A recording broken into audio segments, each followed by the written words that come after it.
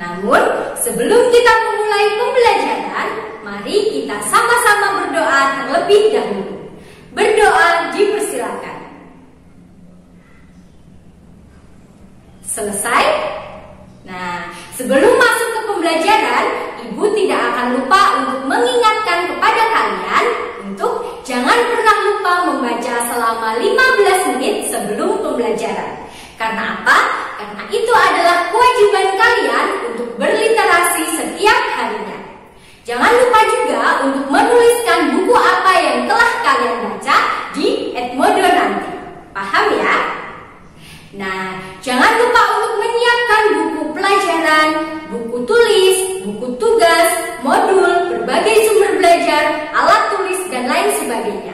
Silahkan ciptakan kenyamanan belajar untuk diri kalian sendiri agar pembelajaran kita hari ini terasa menyenangkan sehingga materi yang Ibu sampaikan bisa kalian terima dengan baik. Begitu ya? Nah, sebelum masuk ke materi, Ibu akan menjelaskan apa saja peta pembelajaran kita dan apa saja aktivitas pembelajaran yang akan kalian lakukan hari ini. Yang pertama, kalian nanti akan mengenali ciri-ciri fabel. Yang kedua, kalian akan menyimak cerita sebuah fabel. Setelah kalian menyimak, kalian akan menceritakan kembali isi dari fabel itu. Karena sesuai dengan judul pembelajaran kita adalah mengenali dan mengapresiasi fabel, maka mau tidak mau kalian harus mengenali cirinya, mengenali unsurnya, kemudian kalian harus mampu mengapresiasi dalam bentuk menceritakan kembali isi dari fabel yang sudah kalian simak. Paham? Oke, kita masuk ke materi ya. Pertama, Bu Okta ingin bertanya dulu, apa sih fabel itu? Ada yang bisa? Nah, fabel adalah kisah atau cerita fiksi yang berisi kehidupan para binatang yang berperilaku selayaknya manusia. Fabel biasanya berisi kisah-kisah sederhana yang syarat akan moral. Jadi seperti dongeng ya, karena ini bersifat fiksi, maka binatang-binatang itu nanti bisa berbicara, bisa sekolah mungkin, bisa musyawarah dan lain sebagainya. Nah, di sini Bu Okta akan menjelaskan beberapa ciri-ciri dari fabel. Nah, tadi kalau dari pengertiannya seharusnya kalian sudah bisa menebak ya, ciri-ciri fabel itu apa saja. Ciri-ciri fabel diantaranya pertama adalah, kalian bisa baca di sini, tokoh binatang dengan watak yang menyerupai manusia. Yang kedua adalah ceritanya sederhana dan mengandung pesan moral. Selanjutnya adalah gaya bahasanya sangat naratif dan memiliki bahasa yang khas.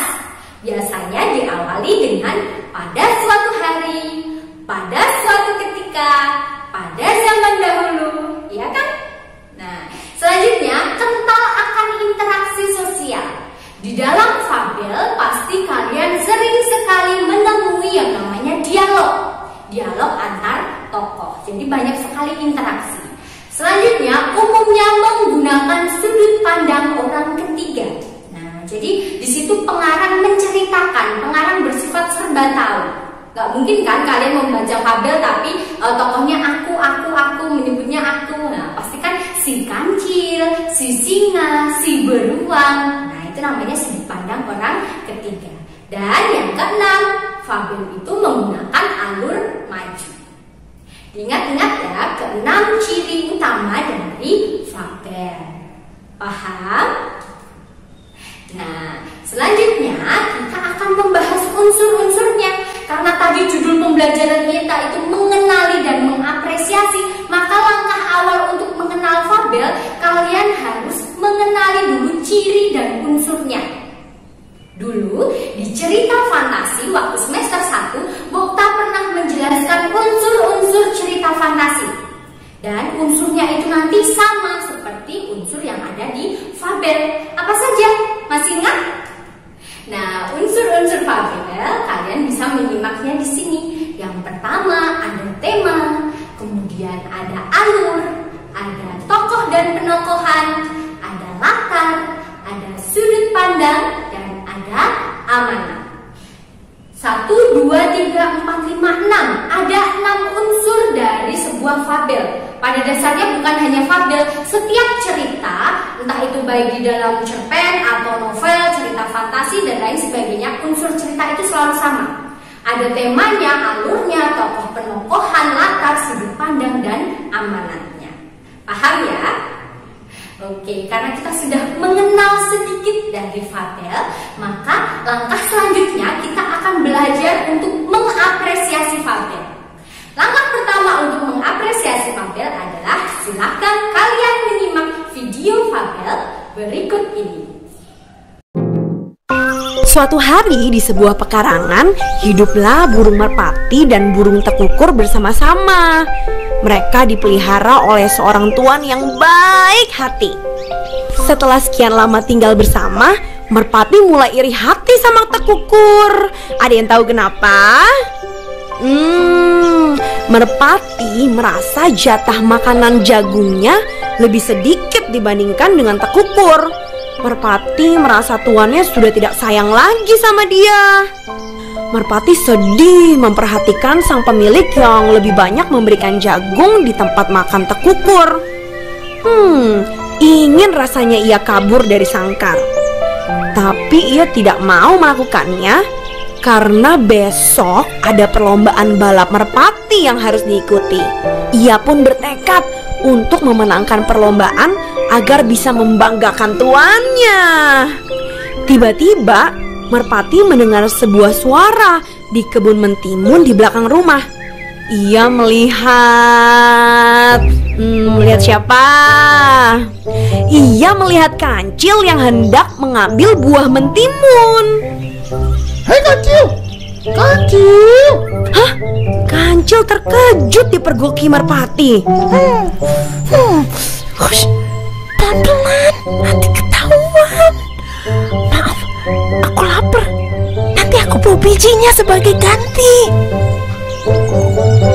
Bukan itu. Aku butuh saranmu. Kancil lalu mendekati sangkar merpati. Merpati mulai menceritakan kegundahan yang sedang dirasakannya. Dengan seksama Kancil mendengarkan keluh kesah merpati. Selesai merpati bercerita, akhirnya Kancil punya ide. Lalu dia memberi saran. Menurutku tuanmu tidak mau kamu menjadi terlalu gemuk. Memangnya kenapa? Kalau aku jadi gemuk nanti? Nanti terbangmu jadi lambat.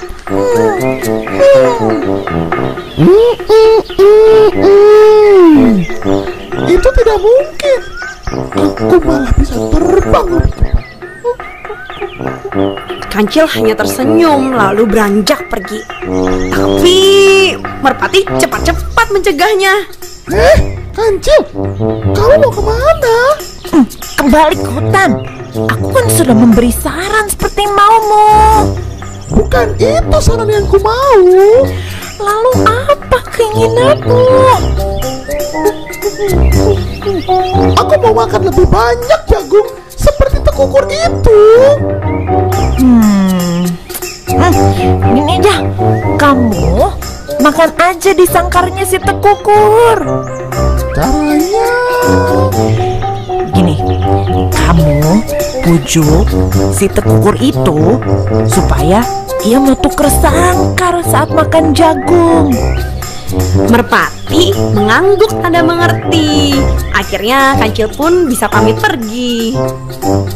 Setelah Kancil pergi, apa coba yang dilakukan oleh Merpati? Betul, Merpati memujuk Tekukur untuk bertukar tempat saat makan. Awalnya Tekukur tidak bersedia, tapi karena Merpati terus memaksa, jadi Tekukur pun terpaksa deh menurutinya. Keesokan harinya, saat sang pemilik pergi seusai memberikan makan jagung, Merpati dan Tekukur bertukar sangkar. Di sangkar tekukur, merpati lahap sekali memakan jagung yang berjumlah banyak. Setelah makan banyak, apa yang terjadi? Ya, merpati pun akhirnya kekenyangan. Dengan susah payah, merpati perlahan-lahan kembali ke sangkarnya.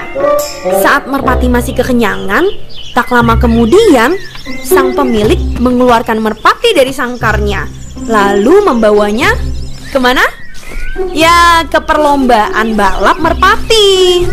Ada yang mau tebak apa yang terjadi di sana?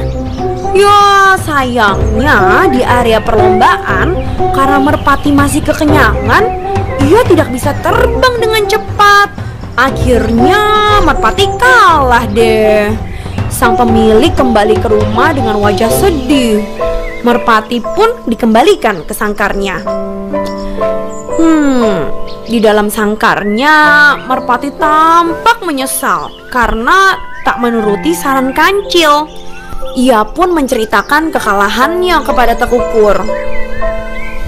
Tekukur, merpati, kamu seharusnya tak perlu iri hati. Tuan kita sengaja memberimu sedikit jagung agar kamu bisa terbang cepat dan menang.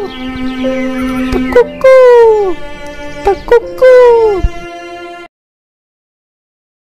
Oke, sudah kalian simak video yang tadi? Menarik bukan cerita fabel yang Ibu sajikan? Nah, sekarang langkah selanjutnya dalam pembelajaran kita adalah: pertama, kalian harus menganalisis unsur-unsur yang ada di dalam cerita fabel tadi. Silahkan dianalisis temanya, tokohnya siapa saja, penokohannya bagaimana, alur ceritanya, latar, sudut pandang, dan lain sebagainya. Silahkan kalian analisis untuk menambah nilai dari pengetahuan kalian. Untuk nilai keterampilannya, silahkan kalian ceritakan kembali isi dari fabel yang sudah kalian simak dalam bentuk tulisan. Jadi silahkan ditulis tangan, ceritakan kembali isi dari fabel tadi, kemudian fotokan hasilnya dan kirimkan ke file yang Ibu sediakan di Edmodo seperti biasa.